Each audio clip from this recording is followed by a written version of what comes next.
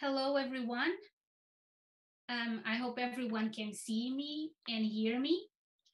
Welcome to the final panel of the 2022 International Cultural Relations Research Alliance Conference, dedicated to the topic of culture in security, international cultural relations as an enabler of peace through engagement.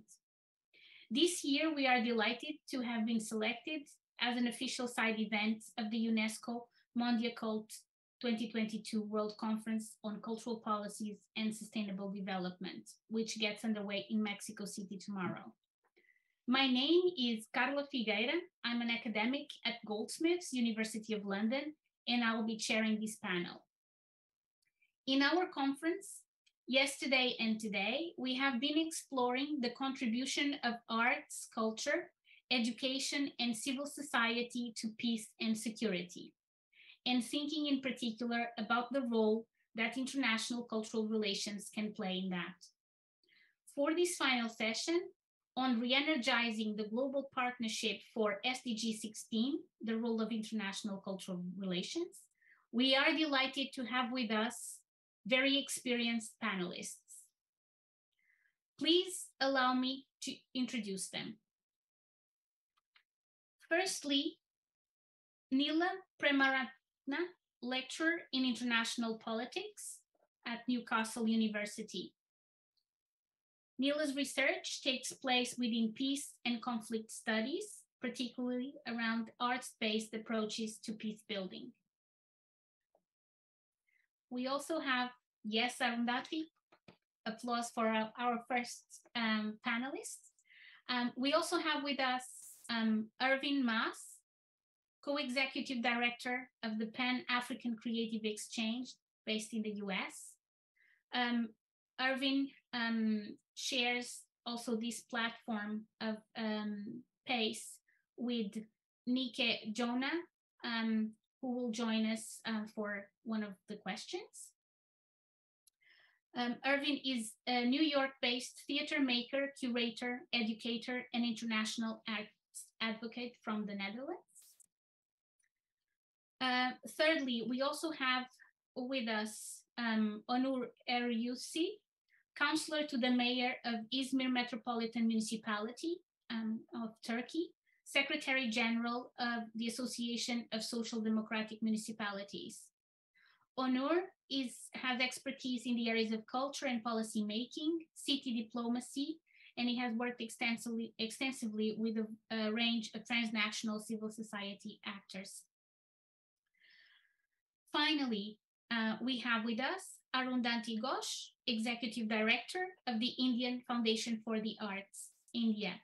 She has a background in the corporate sector, but Arundhati initially joined the Indian Foundation for the Arts as a fundraiser, and she's also a poet and has degrees in classical dance, economics, and management. So a huge welcome to our panelists. Thank you very much for joining our conversation today. Thank you also to the members of the audience that have taken the time to join us in this conversation, and whom I expect also that will be taking an active part by posting questions and thus participating in this conversation. So before we initiate, just a few words about the format of the session. So we will start with a discussion, collecting answers to some questions that our panelists have already been presented with. And then we will open the floor to more questions and comments from the audience. So we encourage everyone to actually start posting questions and comments as we go along. Also, we have to be mindful of time. As we all know, we only have an hour and a half. And we want to try to have a really engaged discussion. We also want to remind everyone that the session is going to be recorded, and the recordings are going to be shared in the IFA website and also on the YouTube channel. Okay, so we are all in the room, so we can get started. And as I said, we start with a first question And I will ask in the following order. So Naila, Erwin, Onur, and Arundhati. So first question is, based on your experiences, which are the most pressing challenges you identify in promoting peaceful and inclusive societies for sustainable development? Naila, please. Welcome. I think you are still muted, Naila. Nila.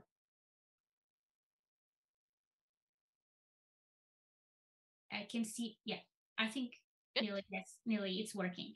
Yeah, good. Thank you very much, Carla. And good morning, good evening, and good afternoon to everybody from wherever you are joining us. And thanks a lot for the question, Carla. So I would like to speak about 2 points in relation to challenges. One is an overarching challenge. Both are actually quite widespread challenges, but one is a more broader societal challenge, and the second one is a more specific challenge that we need to that we end up encountering in the funding sector. So the overarching challenge that I see is that in promoting peaceful and inclusive societies of sustainable development is our tendency to get bogged down in our own conflict narratives. We have a tendency to see ourselves through labels, and these labels could be around ethnicity or religion, language, where we come from, political ideologies. Um, Often the issue is that these are framed in ways that are polarized, and we end up encountering this repeatedly in the society, in the social, economic, political spaces around us. So, um, seeing and recognizing each other to be more than these identities, recognizing us for these identities and recognizing us to be more than that, and seeing each other as more complex, complicated people with more than one identity is a challenge I think we are facing. So it's a problem that I see that is common to all the conflicts that we have. Um, so um, we need to, the problem is, one of the issues we have is the need to tell alternative stories, because it becomes much harder to cross these identities or see these identities as porous when we don't see things being done differently, if we don't see people behaving out of these sort of like pre uh, out of these more or less stereotyped ways of being and behaving. Um, so um, it is hard for us to imagine more inclusive ways of being, doing in such a society. So we need initiatives that can tell us alternative stories, stories of inclusion, stories where we coexist. Um, and that brings me to the second point that I wanted to emphasize, which is a more sector specific, sort of like a challenge. I would continue to elaborate on these challenges in the second and the third questions as we go on. But just to very briefly mention here, one of the challenges to peace building through culture, because that's what we are talking about in this session, parallel to the Monte Carlo conference, power dynamics and structural challenges that are endemic to the funding landscape. This is something that Professor Paul Cook and also Professor Karima Benon highlighted in their keynote speeches as well. So the project-driven ecology and the trust issues and tensions that this results in between INGOs, NGOs, civil society organizations of various formats, and people at the ground level. So it is something that we have been saying this for quite some time, so it's not a new point, but it is being said over and over because in order for us to see, address some of these key challenges, we need a different way of addressing them. Um, yeah, and we need sustained support for relevant grassroots initiatives to support, carry out intercultural activities and international activities where we learn from each other, where there are our shared spaces are grow as a result of the interaction. My research on arts and peace building also emphasizes this point that, especially for cultural activities, this is the same for most other initiatives, but it is especially the case when it comes to cultural initiatives because it is so specific to each context, and it requires a different way of thinking, approaching. So they need support, sustained support over a long period. So those are my 2 points that I would like to quickly flag, and then I'll let my colleagues discuss. Thank you, Nila. That's really interesting. I could not agree more, really, on this idea that identity is complex. I think, it is very easy to focus on one of our identities, and that is a real problem in international cultural relations. And also, couldn't agree more with your second point of the second specific challenge around the funding and how can that skew any potential advancement of finding solutions for the problems that we face. So thank you very much for kickstarting our reflection regarding the pressing challenges, Nila. And now I'll move on to Erwin, please. Welcome. Yes, hey, thank you. And thanks so much for inviting me to be part of this fantastic conversation. I've really enjoyed the previous sessions as well. And I come from quite a few different roles to this space and this conversation. And so I have a couple of different ideas coming together. As I saw in some of the sessions previously already been brought up, we can't even begin to think about the promotion of a peaceful and inclusive society if there's a lack of stability and basic needs, obviously. And this has been brought up several times already, but I think that's something we can't negate. But zeroing in on the topic at hand, there's 5 specific topics that I see as a challenge. One is the lack and the deterioration of curiosity and education, and arts in education. I was very pleased to see in many of the sessions the importance of the voice of young people not being represented, or that should be represented. But I think there's a larger lack in education worldwide, but even in education where there is an established education, a deterioration of it. Think of book bannings, think of freedom of speech or of expression. And then also with the rise of social media and the internet, we seem to go back into our own silos more and more. The curiosity of the other is definitely dissipating. Another issue is mobility, especially as it relates to the Global South. This has come up a couple of times as well. We see this a lot also in our work with the Pan-African Creative Exchange.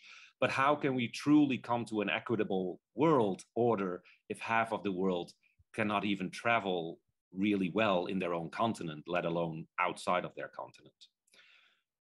The third one, I think that the climate crisis and the pandemic have definitely woken us up to the knowledge that we're all in the same sea, but we're not necessarily in the same boat. There are still enormous challenges with regards to inequity and imbalance. And I think, but straightening out this imbalance might not necessarily be met by creating an equilibrium of power, which still kind of has a verticalness to it, but by a broadening of power, a truly shared leadership, horizontal versus vertical. And I think that this also in like international cultural relations, where we still see a lot of the power landing with the people that bring the funding. And how can we make that more equitable? I think also of the words of Wilson Woodrow in the First World War, where he said, like, we should not aim for the balance of power, but we should aim for a community of power. And I really feel like that's something also that, of course, UNESCO is looking at. Cultural diplomatic efforts becoming more multilateral instead of bilateral. And I'll get back into that with an example later on. the fourth one is becoming more comfortable with being uncomfortable. And I feel that is especially something that relates maybe to the global West and North, but we seem to be aiming to molding our surroundings into a risk-free and certain space. But of course, there's always going to be uncertainty and the ground is always going to be shaky. So unless we not start to realize that that is the case and to become more confident with this shakiness, we're not going to find solid ground beneath our feet. But this also relates, and this is a call to us in the arts sector ourselves, this relates also to us stepping into positions of leadership that we might not necessarily think of or be comfortable with in order to get away from this management of governance. I think this is a very big global problem of our current society, but that the world is run by managers. Schools are run by managers, not teachers. Hospitals are run by managers, not doctors. But this is the same for us in our cultural field, where we've gotten back into our silos to the creation of art and culture and let others, or have allowed others to make the decisions for us. And finally, a challenge that I'm seeing is the political will to think proactively and preventatively, which is often unpopular, instead of reactionary, which is often popular. And I draw the lines to big pharmaceutical companies where, you know, money is in the cure of the disease, not in the prevention of it. And though that is slightly changing, I see that slightly going to change. But I feel like this is the question we need to ask, is how do we promote ease so that it doesn't become a dis-ease? And I think that is where the challenge lies, even with thinking about peace. When we think about peace in this world, we tend to still think of the interests of states and communities. But what about peace of the interest of the individual, a peace of mind? And that, of course, is where culture and arts play such an important role. And I think even ICRRA was highlighting a great quote of the UNESCO Constitution, that since wars begin in the minds of men and women, it is the minds of men and women that we must build peace into. So these are some of the major challenges that I see from the different kind of perspectives. Thank you so much, Erwin. A lot to unpack in there. And I think then when we get to question 2, you will have a chance to unpack a little bit more. So thank you very much for, you know, this very thoughtful outline of 5 major challenges. Thank you very much. So we now move on to our third panelist. Onur, would you like to share with us your view on these pressing challenges? And thank you for joining me. Thank you very much, Carla. Actually, of course, we can make a list, but here today I want to emphasize 2 key challenges, which we live in our community in Izmir, my hometown. The first one is rising polarization. The rising polarization in our communities, it's definitely detrimental. And sometimes, unfortunately, politicians also make a contribution among other factors. And the second challenge that I want to elaborate today is inequality of access to opportunities. So the polarization as a result of wrong perceptions, such as seeing diversity as a threat rather than opportunities. Diversity is definitely, it is something to welcome in the communities. I know that because of the history of Izmir, it's a very large Mediterranean port city, which has 4.5 million inhabitants and 8,500 years of history. Izmir has been home to many civilizations, and as the history of Izmir shows us, multi-ethnic, religiously diverse, multilingual period of the city has offered more opportunity and prosperity to its people. So when the diversity or when the multicultural living together understanding prevailed in the city, this enormously contributed to the prosperity. So based on this perspective, We have to put emphasis on strengthening a culture of living together. Social capital is a precious resource in this living together understanding. And I believe that we can increase it by improving the trust and mutuality among our communities and individuals. I believe that citizens have the right to feel belonging to the place they live, and public institutions and civil society organizations, they have capacities to raise this feeling. And I believe that new urban policies can be developed for our increasingly cosmopolitan cities. This is, after all, the cities where the life happens nowadays. We dedicate a very high importance in Izmir to these issues of living together, social trust, individual to individual trust, and trust to institutions. And Mayor Soyer, for this reason, institutionalized this understanding, and very recently in 2020, established a department called Urban Justice and Equality. Urban Justice and Equality in this department, namely directorates, find its policies and provide the services which ensure the equity and social cohesion in the city. This department and overall policies of Izmir focus on eliminating inequality of access to opportunities and try to ensure justice and equality in so many different domains, including educations. And in Izmir, we name all our efforts in this area, and we are trying to reestablish the harmony in the city. Harmony with each other is important, but Mayor Soyer expressed 4 pillars of harmony in the city: harmony with the past, harmony with each other, harmony with the nature, and harmony with the change. So we call it 4 components of circular culture vision. This is a concept that we developed, mostly Mayor Soyer developed in the United Cities and Local Governments Culture Summit in Izmir. And then we are trying to administrate Izmir according to these 4 pillars of the harmony, which ensure the equality of opportunities and ensure the social cohesion in the city. Carla. Thank you so much. And thank you for the extended answer that already signals us for some examples of potential solutions. And we will look forward to hearing more about that around our discussions of the second question. So thank you very much, Onur. And now I move to our 4th panelist, Arundhati, that is also going to give her view on the most pressing challenges. Thank you and welcome, Arundhati. Thank you, Carla. The best part of being the last person to answer a question is that you're enriched by people who've spoken before you.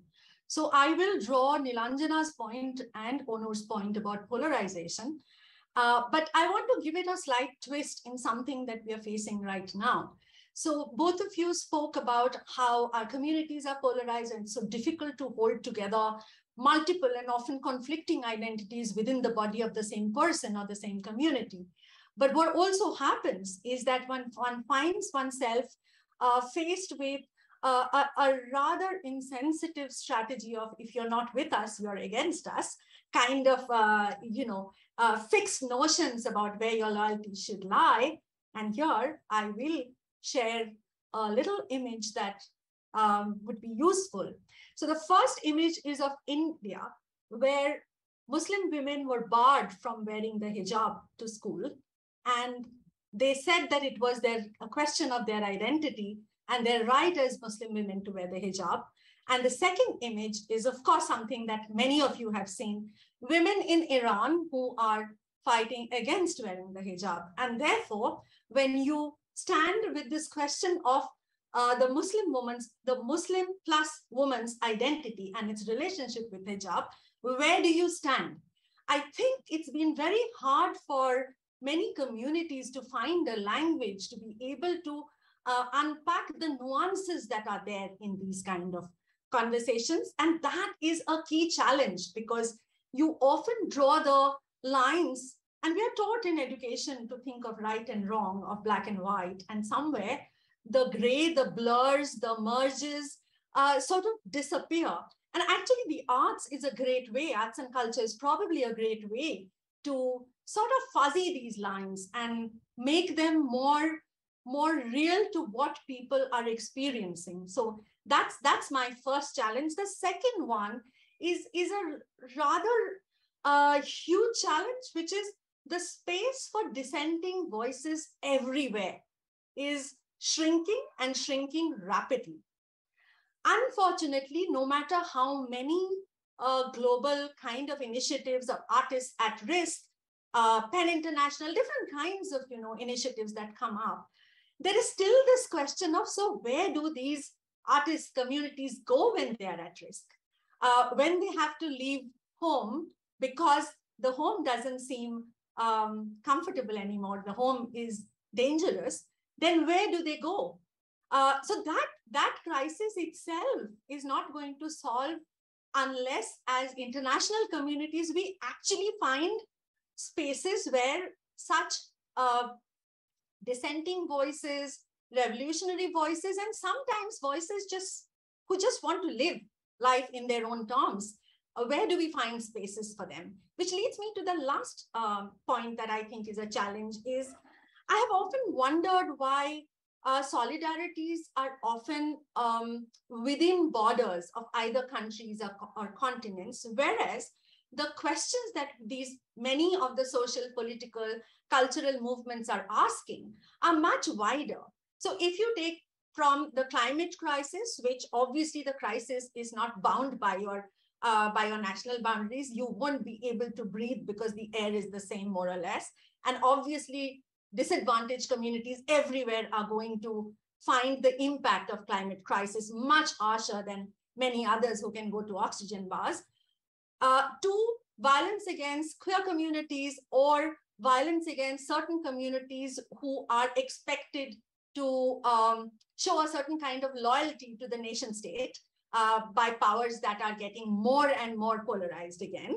I've often wondered why solidarities from these movements cannot happen across boundaries. And that will remain a challenge. Connected to my second point, if we have to find space for those dissenting voices, we'll have to first find solidarity. So for example, the Black Lives Matter movement in the US has to connect with Dalit Lives Matter in India, where caste is still such a huge question. And I think that remains a challenge, international solidarities. Thank you, Arundhati. So we had our first round of comments, and it's just been fascinating to see, and I could see how our conversation could be transformed in a whole day session, because you are already hinting at such a variety of problems that are so deep. And I'll take your last point, Arundhati, of these, we are thinking within borders when all these issues don't have to do with the borders we're dealing with. They have to do with everyone, everywhere.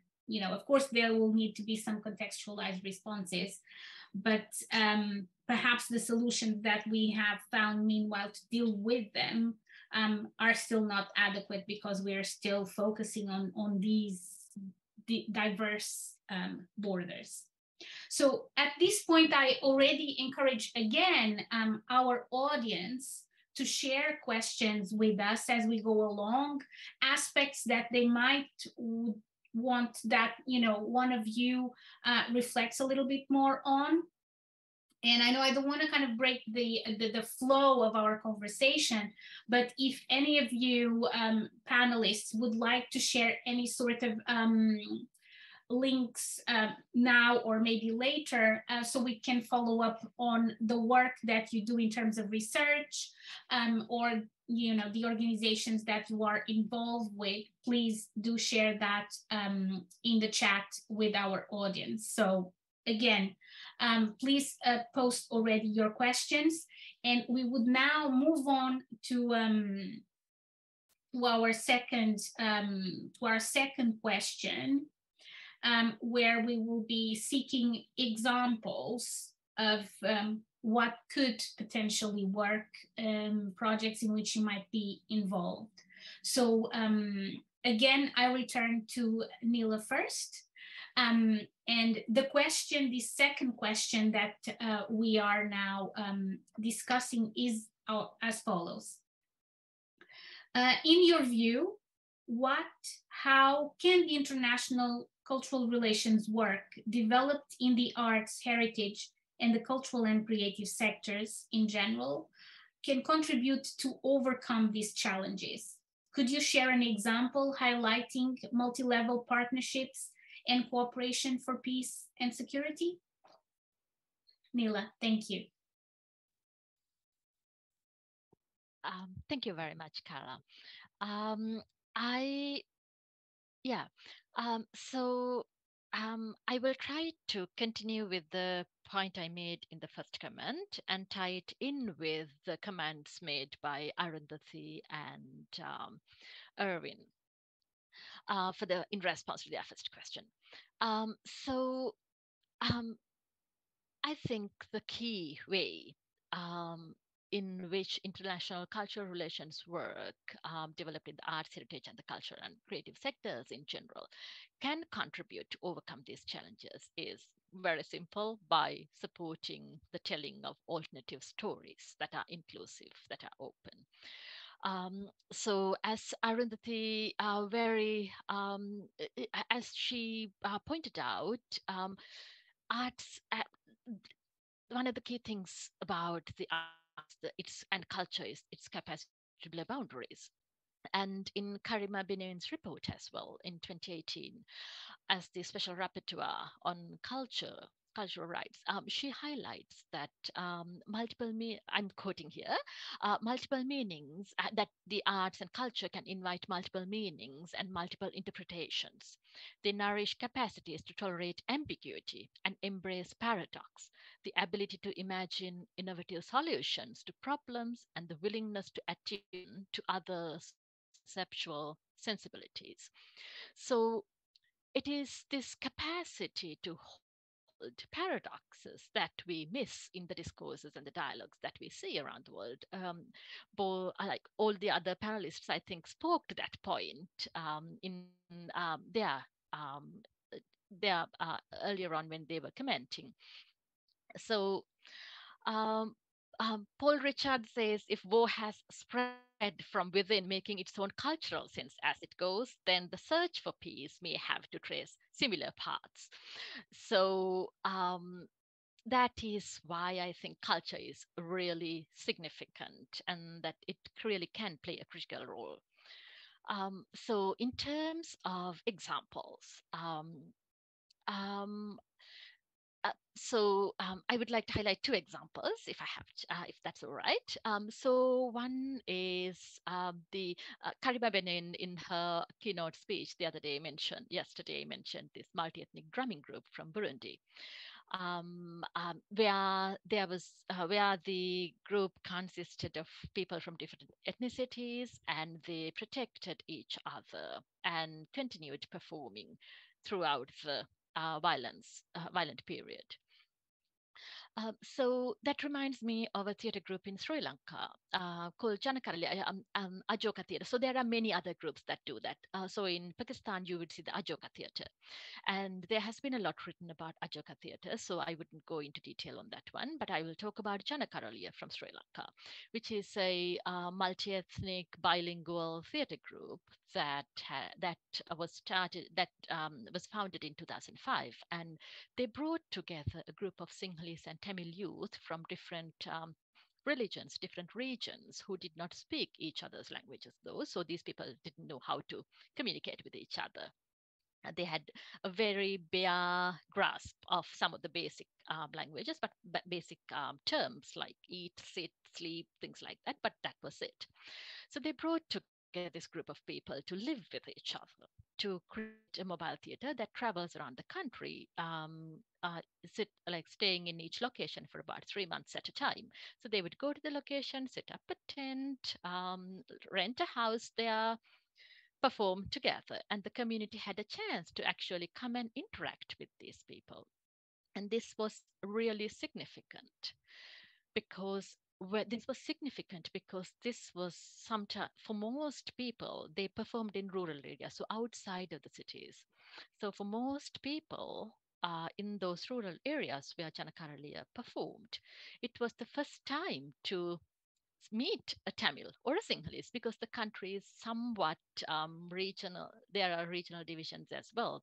I'm being very simplistic here for the purpose of getting an argument across. So meeting a person who's playing, meeting a Sinhalese actor who plays a Tamil, who plays in a Tamil drama, speaking Tamil, performing in Tamil, was a new thing, and vice versa. So despite the connections they made with the audience members last, and as a result of the engagement of the theatre group, audience members continue to interact with them. They send them letters, and people end up saying that, okay, I no longer think about the Tamils this way. This is very simple, and this is very a very brief, very simplistic example, but just wanted to get that across. And the second example I would like to highlight. So one challenge that I would like to highlight here before I move on to the second one is that, so Janakaralia received funding support from different organizations for quite a while. And it was initially they received a generous fund to set things up, to buy the equipment, and for the group to sustain for about a year. So that's why they managed to do it at that time. But then that was for the first group of trainees. So once that ended, there was no money to train or no support to train the second generation. So the first generation of Janakaralia members had such strong connections with each other that they managed to somehow continue the group up until now. So for quite a long time, they actually managed to continue the group.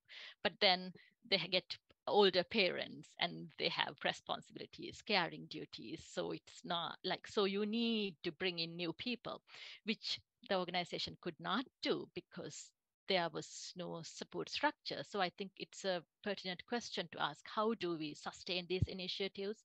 What are the mechanisms that we can develop to make sure that such initiatives continue? And the second example is a very quick one. And that is some of the work that was carried out under the Strengthening Reconciliation Processes initiative in Sri Lanka, once again. So that Strengthening Reconciliation Processes was an initiative that was jointly carried out by the British Council and the GIZ. So I'm going to talk about something that the GIZ, the German funding organization, organized in particular. So GIZ, together with local advisors, organized public art festivals. And there they organized film screenings. And in one of these film screenings, they had this film, Demons in Paradise, which is, Demons in Paradise is a documentary film, the first documentary film by a Sri Lankan Tamil filmmaker produced in the conflict. And it's more or less an autobiographical take of how the filmmaker, as a child, 5-year-old, witnessed the 83 the massacres of the Tamils in Colombo, and how he had to escape to Jaffna, which is the Tamil area.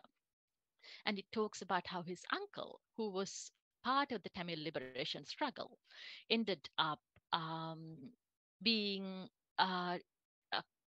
how his uncle's trajectory, who ended up navigating these different political ideologies and the different phases of the Tamil liberation struggle, and then talks about how both of them ended up being trapped in a violent. So how the film ends by emphasizing the importance of looking within, looking at the importance of being reflective, looking at our own selves before to see the patterns that we criticize of the other.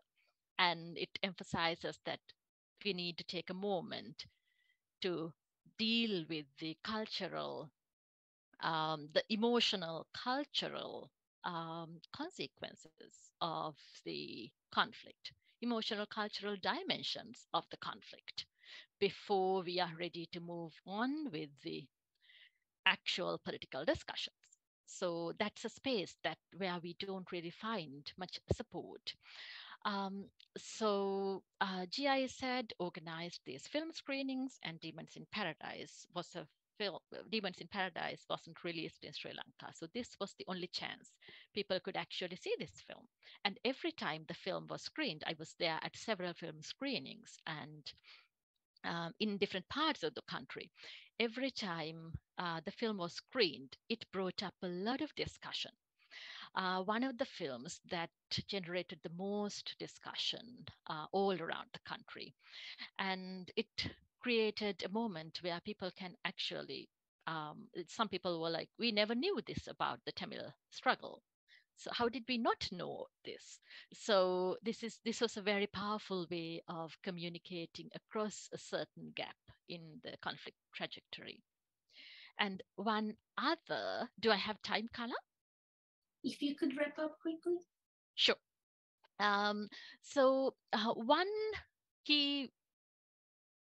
One issue that I would like to highlight here is that these were all moderated spaces. These were all initiated formally with a lot of publicity and so on.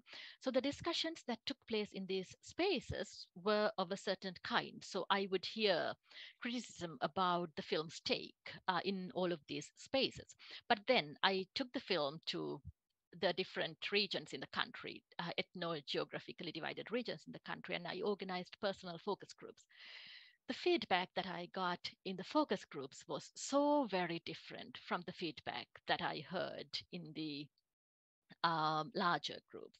So in some ways, it was a good barometer to tell the pulse of the people. So culture can actually work to peace building, but it can also work as a way of telling us where we need to focus our work. Thank you. Thank you very much, Nila. I think that's a really powerful set of examples, and you touched really important areas. So this awareness of the rural areas where you actually don't see that many people that are different from you, and that, you know, enable the representations of others to come in. The issue of funding you noted, the issue of the long term, you know, like emotional and cultural consequences of conflict, remind me immediately that international cultural relations takes place in the long term, and we often want kind of like quick results, and that's not what it happens.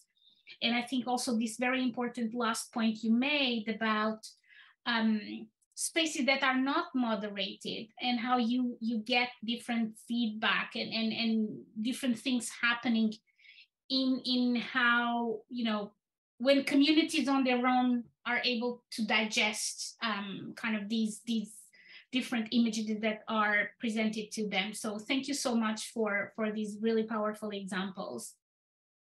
And now I would swiftly move on, and thank you again, Nila.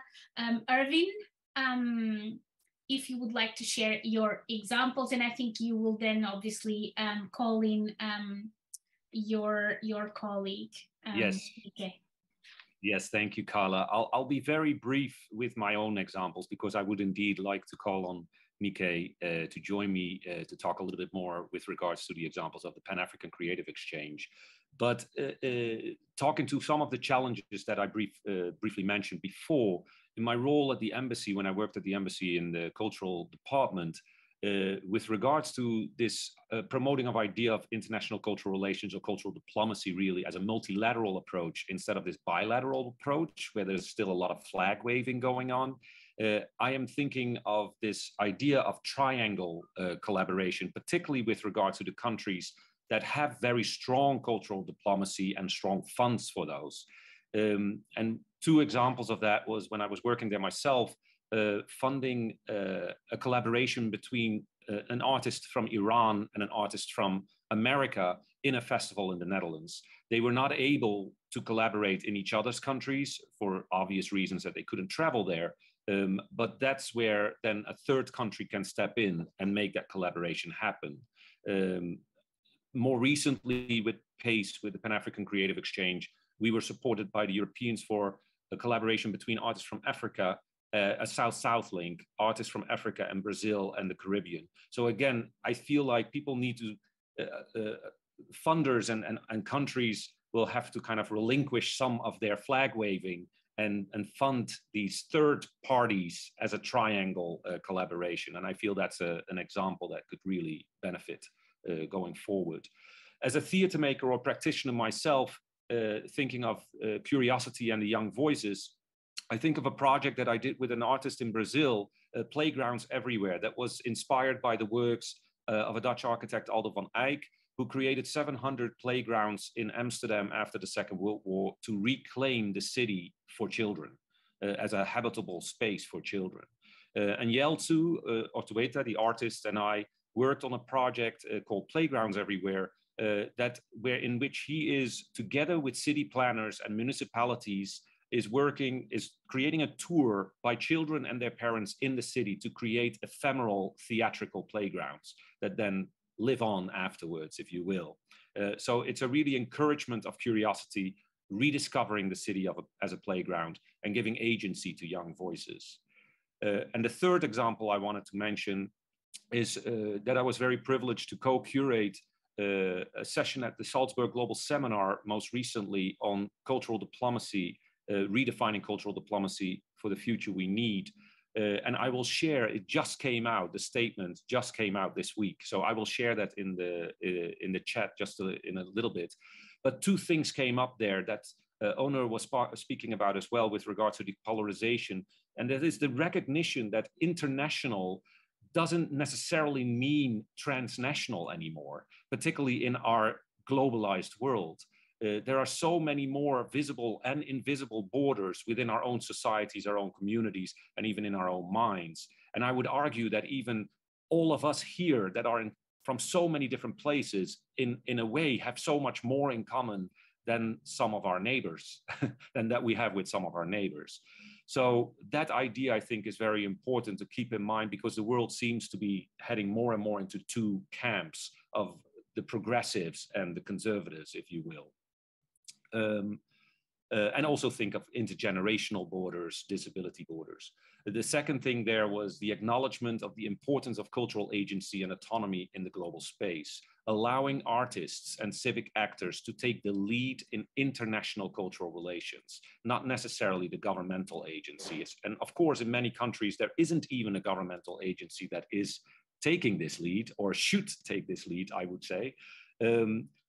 But that's where really that place of the artists becomes so important. And this was brought up yesterday also in Karima's keynote by this Romanian diplomat that said that it does mean relinquishing power or sharing of power of the cultural diplomats to the artist, which obviously is important. So with that said, I would love to call on Nike to speak a little bit about more examples with regards to the Pan-African Creative Exchange, and I will also put in our link for that. So Nike, I'm gonna hand it over to you. Hello, good afternoon, good morning, wherever you are in the world. Thank you very much for allowing me to say a few words.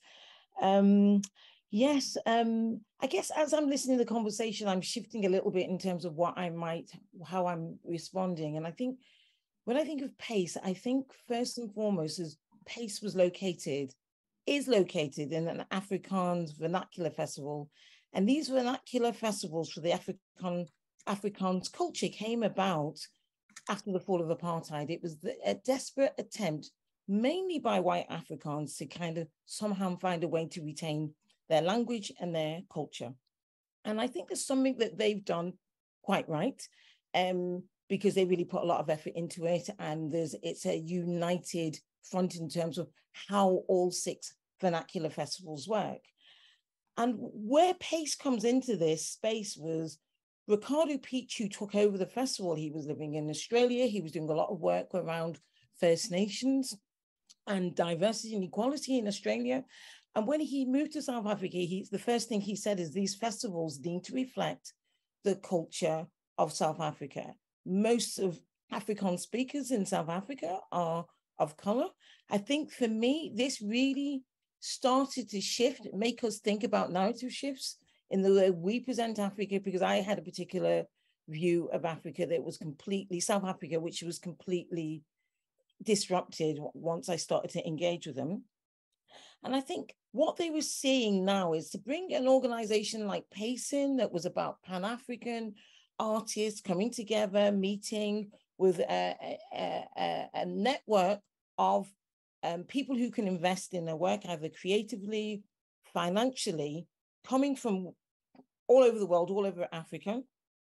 It got the Afrikaans people who were very nervous at first thinking, because they were quite insular. They were only very much looking within their own closed networks.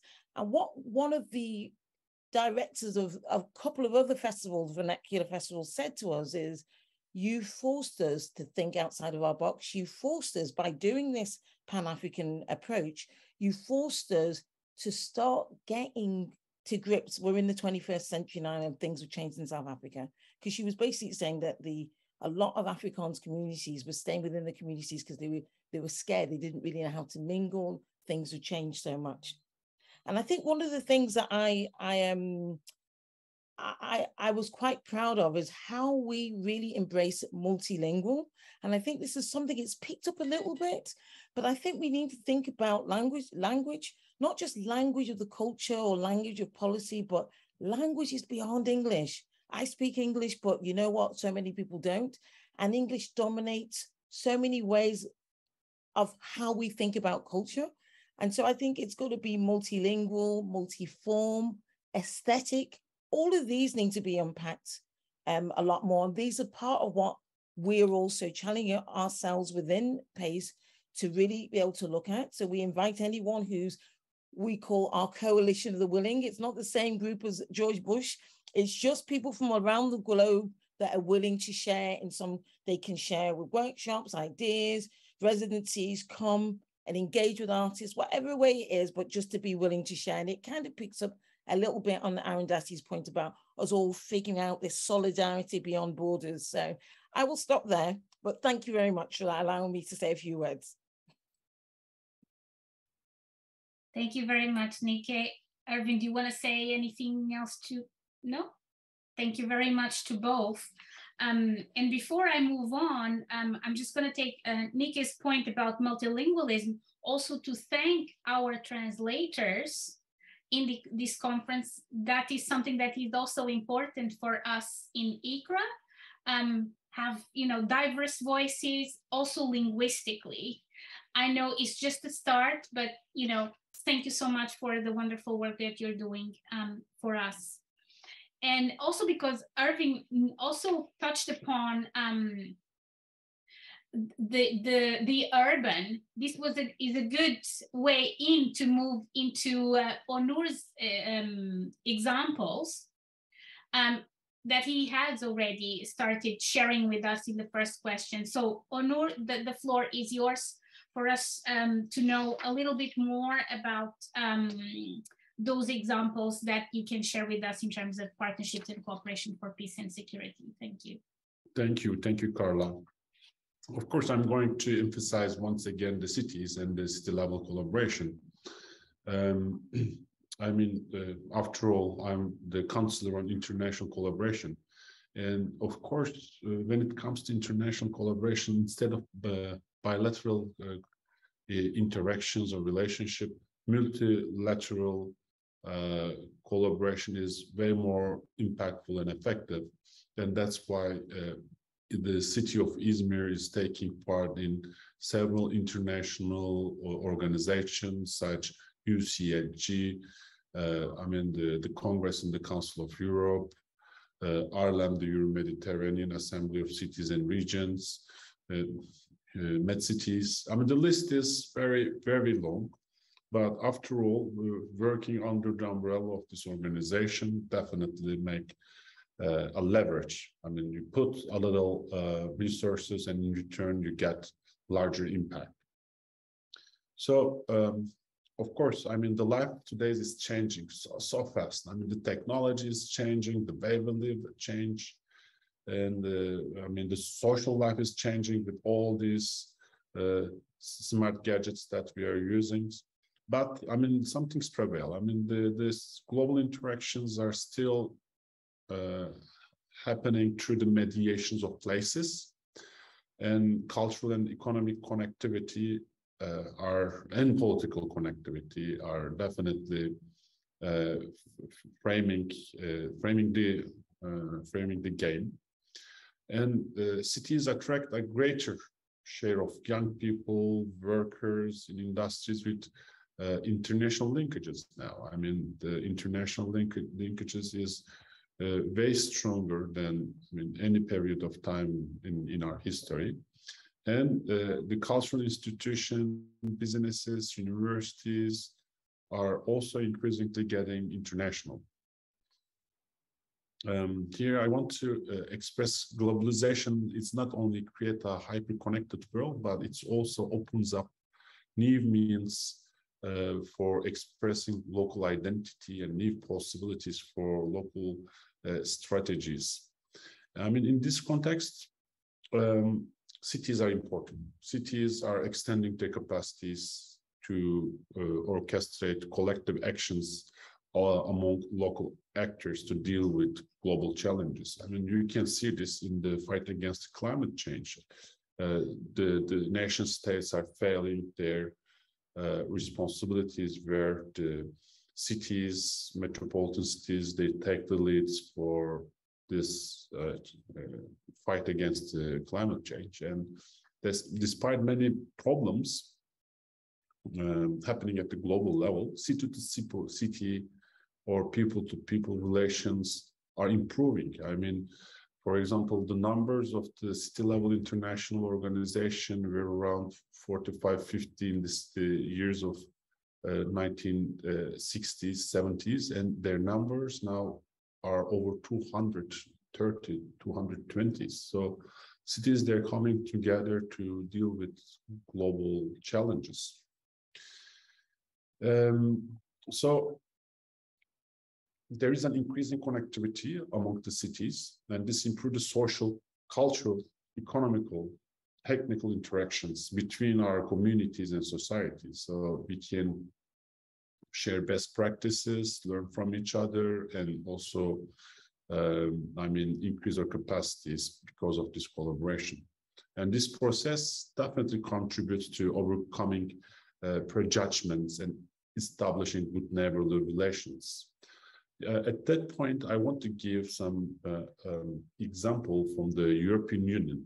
You can criticize, or you can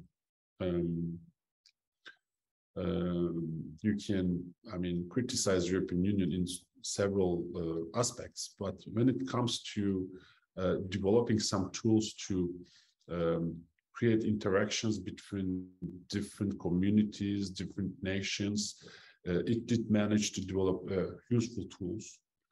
And in my opinion, the prejudgments, fears from each other are extremely dangerous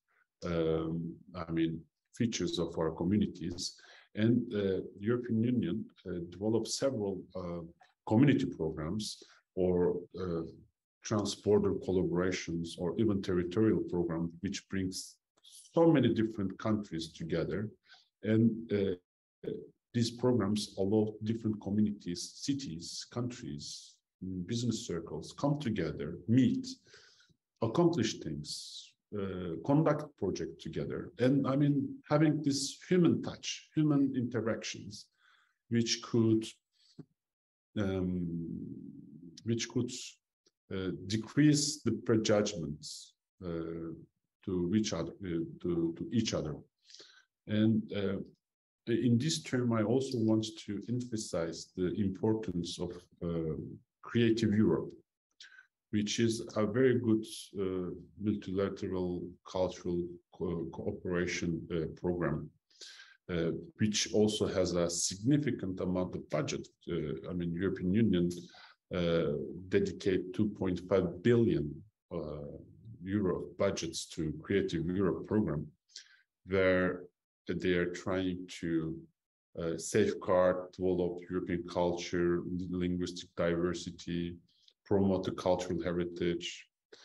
They also, in this program, increase the competitiveness and economic potential of cultural and creative sector in the European Union and its neighboring countries, including Turkey.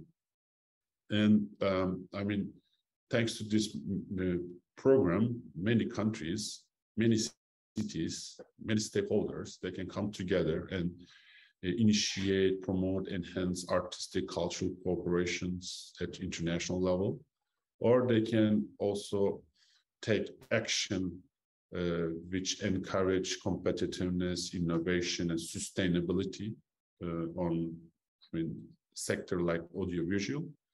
Also, thanks to this program again, which has 2.5 billion euro of budget, they initiate, promote collaboration across different cultural sectors. I definitely appreciate that. And also, Creative Europe award different cities of the Europe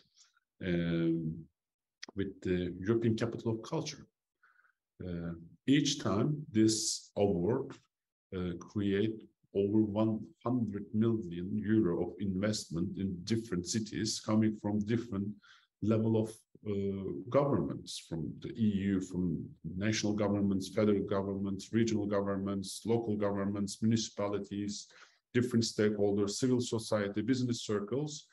So, I mean, I believe that this is a good example to follow. And I mean, definitely the city of Izmir will take part in the Creative Europes, and we will make our contributions to this multilateral collaborations on cultural industries. Carla. Thank you very much, Onur, for getting our attention to the importance of city diplomacy, city networks, which are a really powerful level in which to enact change, because in a way it's much more near the citizen, for example, than a policy that then is issued by the state level, but also the importance of the investments that the EU is able to capture in the areas of culture and the cultural and creative industries to bring change both within Europe and also in the partnerships that it has developed in different parts of the world. So thank you very much for your contribution there. And now I'll move on to Arundhati so that she can tell us a little bit more about the examples that she would like to share with us. Thank you again. Thanks, Carla. I will share just one example. So I want you to take a look at this book. I know you're seeing it the other way around. It's a book of photographs. It's a book that is tied with a string. It's important. Why? And I'll come to that. It's a book of 200 images of Kashmir taken by 9 photographers, the oldest about 60 and the youngest in his 20s.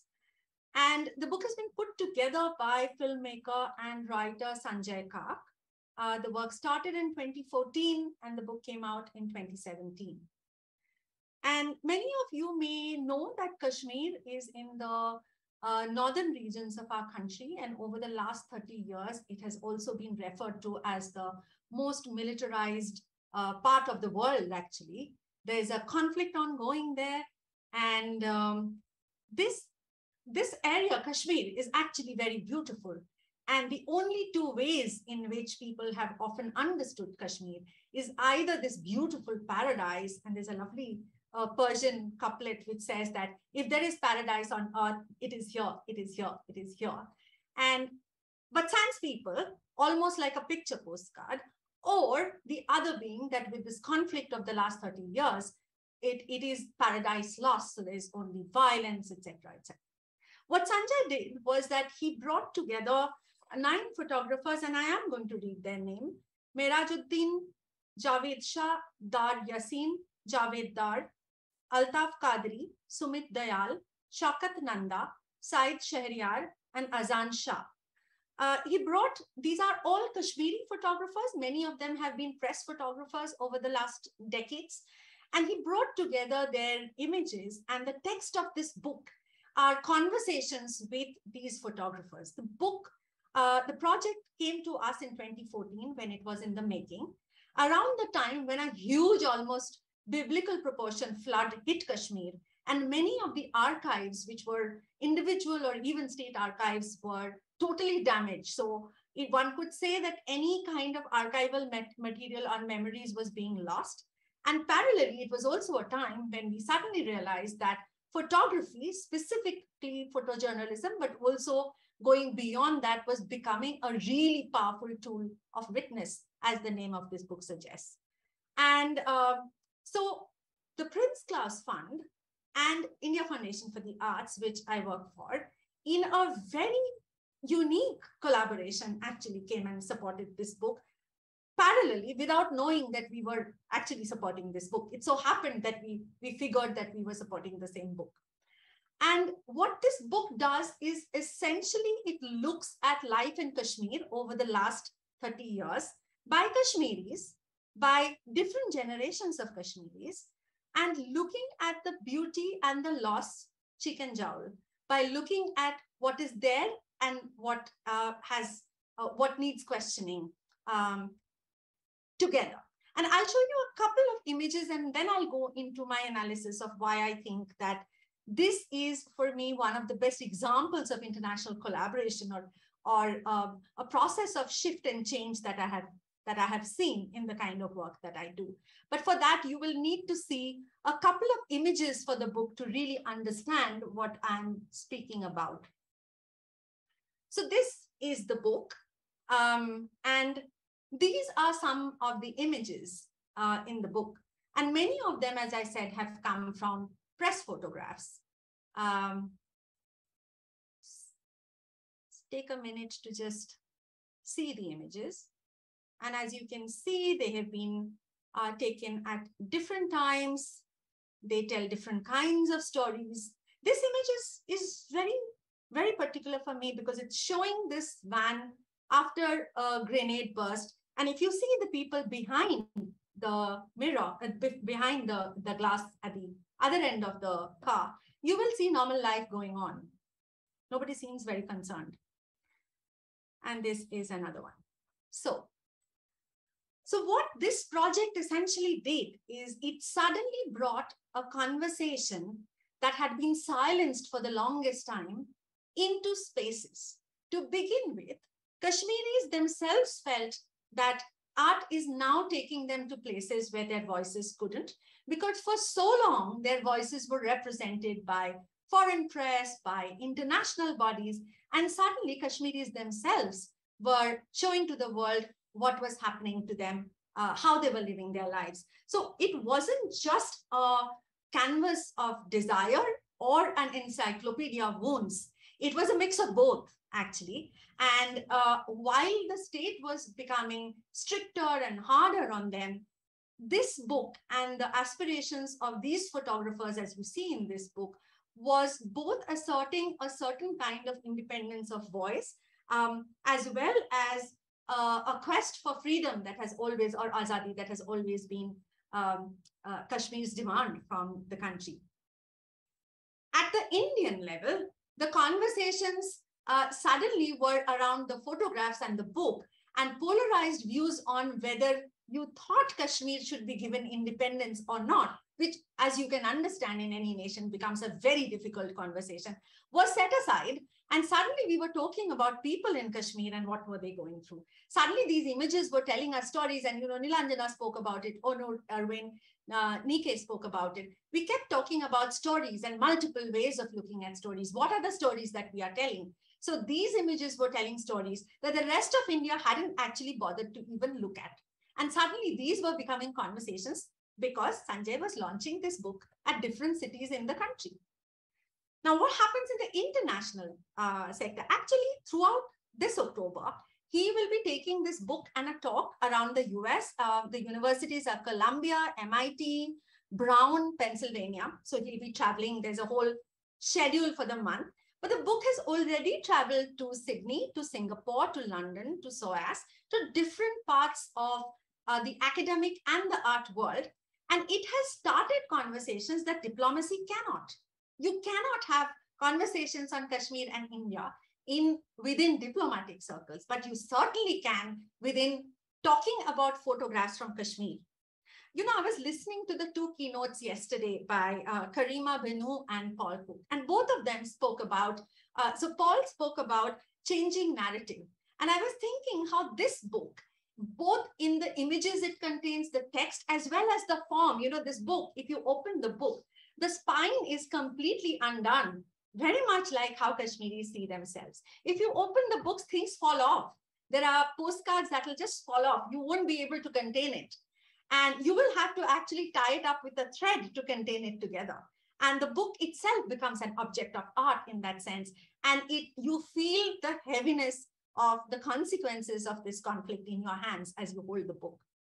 And so these conversations in the international sphere, what it has done is it has compared the Kashmir situation with Palestine. So say what Freedom Theatre from the Jenin camp does for Palestine, or say even the Dalai Lama in many ways did for the Tibet conversation, and brought in a whole number of international speakers, allies, people with solidarity for the cause, people who are now willing to talk about it. That happened because something like this book then becomes an anchor for those conversations that cannot happen earlier. So I see both the Prince Claus Fund, IFA, the photographers, the people of Kashmir, as well as the spaces that are now being built across the world in universities, art fairs, exhibitions, biennales, as a continuing, and we were talking about this long-term relationship, that international collaboration is not short-term. As long as this book is alive, these collaborations are going to continue. And little by little, it's going to add to the conversation that we must have, that we now have about Kashmir. Thank you, Arundhati. Such a lovely metaphor for all that we are talking about, having this book with a thread around it and how it can continue living in so many different forms. Thank you so much for sharing that. And I see we already have some questions in the chat, but there is one last question that I wanted to ask all of you. So we have roughly 15 minutes. So perhaps if we try to have like a brief answer to this last question, and then we can move on to some of the questions we have in the chat. So the last question I had for all of you is sort of kind of tries to make the link with the Mondia Cult event and see how we can continue this conversation and actually potentially have some action. So the question is, what is your one key ask or suggestion for UNESCO to consider ahead of the Mondia Cult and in taking forward the Mondia Cult outcomes? And we'll start again with Nyla, please. You're muted, I'm sorry, Nyla. Sorry, very absent-minded. Thanks for the reminder. So I have one very quick answer to this one, and hopefully I would be able to elaborate a little more in response to Can's question in the chat. So my key takeaway point and recommendation for UNESCO to consider ahead of Mondia Cult is more protection and support for those who tell alternative stories. So the cultural activists and the cultural activities protection for those, and especially when it comes to expressing dissent through culture. This is even more relevant given the context we are living in today, where we see rising authoritarianism all over the world. And yeah, with the Mondial Cult background document also, if we look at that, it also recommends, recommends systematically contemplating the inclusion of cultural dimensions to peacekeeping. And also it recognizes culture for social cohesion and stability, to enhance community resilience against external interventions. And I can elaborate this further through examples in response to the question. And this also really aligns with what Karima Benoin's 2020 report as the Special Rapporteur recommends for the states to follow. Thank you. Thank you very much, Nila. Erwin? Yeah, I want to bring it back to both a call to ourselves in the arts and cultural field to step in these leadership positions, but with regards to UNESCO, to promote the positioning of artists in key leadership roles, artists as ambassadors, artists as policymakers, as well as wakening up or igniting the artists inside those people that hold those positions currently, those managers that are in those positions. And I think then of many indigenous communities where the languages of indigenous people don't even have a word for artists, because it is, everybody is considered an artist in their community. Art is life. And I just briefly wanted to say a quote. This was an African-American arts activist and spoken word artist, Mark Bamuthi Joseph, at the America Cultural Summit, because he says it so much better than I ever could and so much more eloquently. He says, the framing question is often, how can the arts play a role in cultivating a more equitable and peaceful society? When really the question should be, why aren't the prevailing institutions or our society more art-like? Why isn't our governance as collaborative as music making? Why doesn't our economy pool in service of the full ensemble like a theater? Where is the poetic justice in housing? Why expect art to freshen up the rank of our social pathologies? Why don't we reform our social institutions with artists in strategic positions? He goes on much longer. It's a brilliant speech that he gives there, but I will leave it at that for now. But I feel that is something I would love to give to UNESCO, even within their own, the UN body that itself, the governance of that should be rethought. Thank you. Thank you so much, Erwin. Thank you. Onur? Thank you, Carla. Thank you.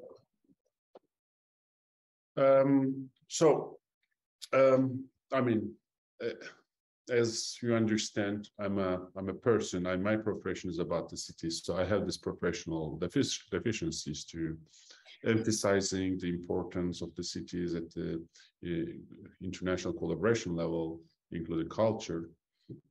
So when we observe the interactions and behaviors in international relations evolving, and cities are taking the lion's share of this change.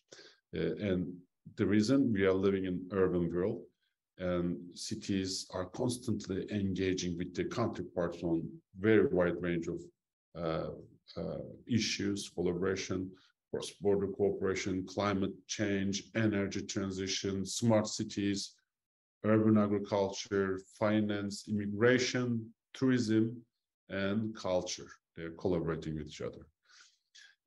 But actually, the legal and formal international structures lag behind. What we need now is a legal and formal international structure that supports cities' endeavor on international collaborations, including culture. Such a structure will, it's difficult to create this structure all of a sudden. After all, there is this inertia, there are the actors of the status quo. But we need to push the agenda into these directions. We need legal and formal structure. And this could only happen at the international level. And such a structure will have to be very well designed, because at the end, it's going to change the current opportunity and power balance. And it will have to avoid creating losers and aim at maximizing the effectiveness of global policy making that we are aiming to improve. For this purpose, the world needs international regulations and treaties that recognize cities and other civil actors as institutionalized global actors. And UN system is one of the important structures which can lead this change. And the UN systems in this term requires reforms. And it requires reform immediately, starting from UN Habitat and other United Nations organizations. The EU and financial institutions also should address the issue decisively. And for example, G20 also makes some efforts to make a change into this direction.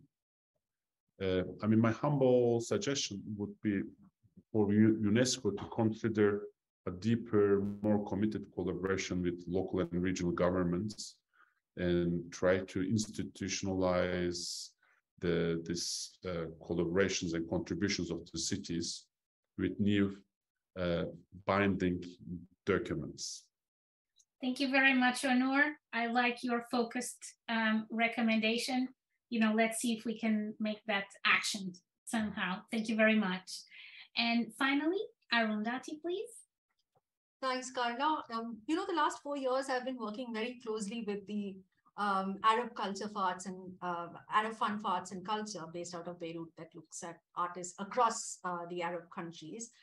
And I realized, meeting several young artists from across the Arab world, there are so many similarities that Indian arts and culture, political movements, social movements share. However, these learnings are never shared because we often meet only to the mediation of the European West, and we don't have opportunities to meet through non-West sort of connections, whether with, especially coming from Asia, whether with Africa, Latin America, the Arab world, etc. We always have to go through Europe. I was hoping that one of the things that UNESCO could help us with is actually look at enabling and facilitating networks that can be more one-on-one, say, with Latin America, Africa, Asia, directly with each other, so that we can often learn from each other's contexts, which are more similar than some of the countries that we otherwise look at in the West, both in terms of our colonized past who are trying to emerge as independent nations now and in the future. So yeah, that's something I hope that UNESCO will be able to in some way empower within the next few years. Thank you very much, Arundhati. I think we may have time for a couple of questions. I see that Nike posted a wonderful question, but I'm not going to take that one because I think it's such a brilliant question that it will take a whole session just to be able to answer it. So I'm going to focus here on the question to Nila that Chan posted about culture and arts project to help deeply divided societies into developing new paradigms. Nila, would you like to briefly try to provide an answer? So do you think people today share common cultural narratives on certain social political issues regardless of their ethnic background? And how can projects overcome those divides? Sure. One distinction I would, thank you very much for the question, Can. That is a great question, and it leads right into where my recommendation comes from. So I come from Sri Lanka, and for me, I have been researching on arts and peace building for quite a while now. And the most transformative moment that I've seen in the Sri Lankan history, politically and also in terms of arts and culture, where people gathered together and collectively moved towards a more inclusive future, move towards envisioning a more inclusive shared future, was the recent protests in response to the economic crisis. Artists took the lead, musicians took the lead, like there was all constantly music being played, and musicians were the ones at the forefront singing to the police and the military who were gathering around trying to intimidate them. People would just sit down on the ground and sing. And then there was an art gallery there where people would come and draw. Just kids would come, and like quite well-known, internationally recognized artists would just, like, one Suchitratna was the main artist who set up the art gallery, and then he made it a space where anybody can come and draw. Anybody could learn art from him. And there was a tear gas cinema. So tear gas cinema was established in response to an attack upon the protest site, which was called Gota Gogama. And it was, so in response to the attacks, the people developed this cinema, temporary cinema, put it up, and then then invited young filmmakers to develop films around the protests. So people worked in all three languages. There was a university set up, there was a library set up, all as people's initiatives. People grew their own, like people planted things, vegetables in the protest site. So the protests continued from January to up until the end of July, but unfortunately, so this is one of the most hopeful paradigm, and I think it was powerful because it came from the people. People had already gotten a bit disillusioned with the civil society work, NGOs, and so on. So what was forming in there was limited space for formal NGO intervention in these people's spaces. There were certainly people who were part of these circles, but they were asked to not bring their affiliations. So one of the things that we can do, and this was all shut down by the government because there was a government, people succeeded in asking the former president to leave, but then the new president who was appointed was very repressive. So he started arresting the artists. Many of them are still in detention. So I think that's why I want to support the recommendations made in the 2020 report to recognize and support the positive role of dissent through cultural and creative expressions, and ensure that cultural dissenters are protested. And as Onur said, if this can be formalized through a formal mechanism, this would be something that gives people the freedom they want to engage in cultural activism. Thank you very much, Nila. I will close now with one question that I will ask you to try to give a brief answer to. Is only part of one question that was posted by Odila in the chat, is the first part. So she says, as many of you mentioned polarization as a challenge, what do you envision as ways to engage with communities or actors that do not share this vision of international cultural relations and multilateralism, despite SDG17 and the cultural rights framework? So just ways to engage with communities that do not share this kind of vision of international cultural relations and multilateralism. So if we could actually now start on reverse, Arundhati first. Well, I've always felt that meat in the kitchen over food is a big way to break down a lot of things that you otherwise think you don't take for granted. That's my number one strategy. And my number two strategy is actually all grandmothers are the same. So begin with stories of grandmothers, women specifically, and memories with grandmothers. And such storytelling sessions can actually make you understand how no matter which community, religion, caste, or gender you come from, the way your grandmothers see you, if that's the way you could see the rest of the world, a lot of our problems would be solved. So food and grandparents. Yeah. Thank you so much. Thank you. Onur?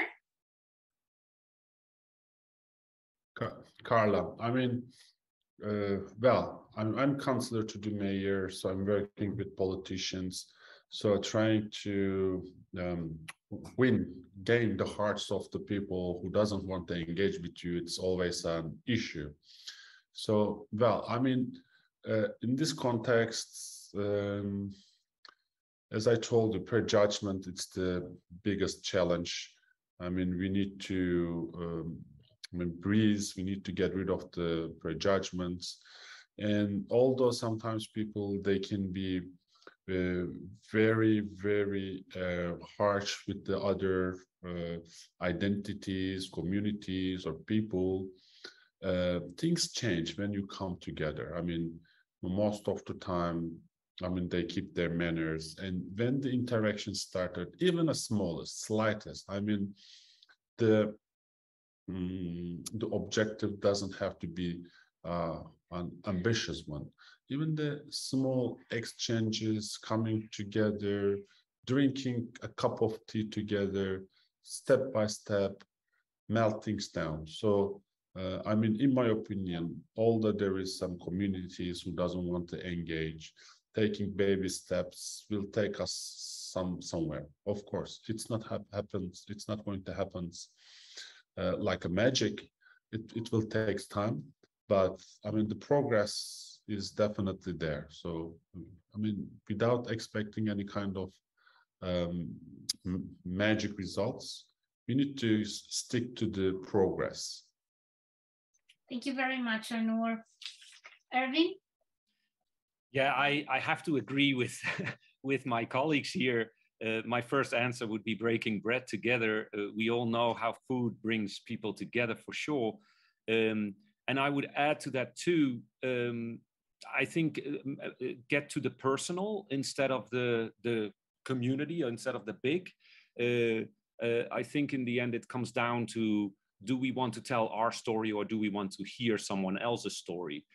So it comes down to a questioning and listening. And I'm now all of a sudden thinking of this kind of funny thing that says that when we come into this world, we are a question mark, and the older we get, we become an exclamation mark. So that again comes back to bringing in the young people. They ask questions about everything. And I think that's what we're starting to lose sometimes, is that we're not asking questions. And actually in the end, it's just also the power of showing up.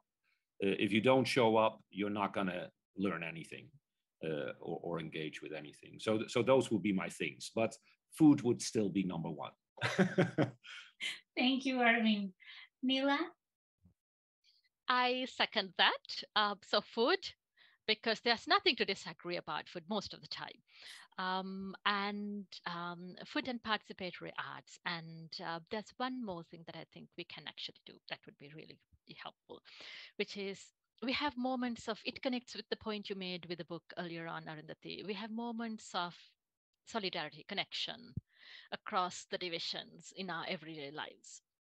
The more stories we tell about those moments, the more stories we would get to hear that are different from what we hear in the mainstream. So food and alternative stories. Thank you very much, Nila. Thank you very much, everyone. Nila, Erwin, Onur, Arundhati, all those in the room. I wish one of these days we will be having a meal together in person to, celebrate the progress that we are making in terms of international cultural relations. Who knows, IFA, the German Institute for Cultural Relations, and the British Council that are also hosting the ICRRA conference can also host us in person one day somewhere. Thank you also to the other members of ICRRA. I hope you have enjoyed the panel today. I hope you've enjoyed the rest of the conference. I hope that tomorrow and the next few days you will enjoy whatever we can enjoy of Mondia Cult. and that we all continue advocating and practicing international cultural relations at whatever level that we can. And I invite everyone to keep following each other's work, also ICRRA's work, check our website, follow social media, and continuing letting us know about your international cultural relations projects. Again, thank you very much, everyone, and have a good rest of day or evening. Thank you. Thank you, Carla, for holding this together for all of us. Thank you. Pleasure. Thank you very much for inviting us for the event, and thank you very much for the panelists for a very fruitful conversation.